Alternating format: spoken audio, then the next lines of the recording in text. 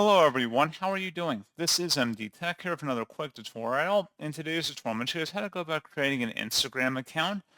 So this should hopefully be a pretty straightforward process here, guys. And without further ado, let's go ahead and jump right into it.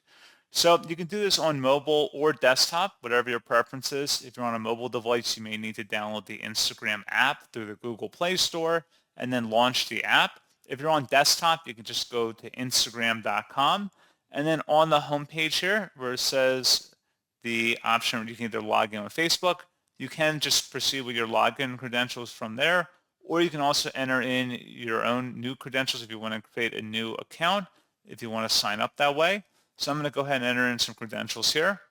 And then once you're done, you'll go ahead and select the sign up button at the bottom.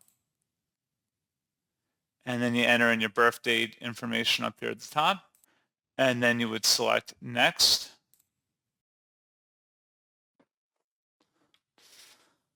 And there you go, guys. Simple as that. So as always, thank you for watching this brief tutorial. I do hope that I was able to help you out, and I do look forward to catching you all in the next tutorial. Goodbye.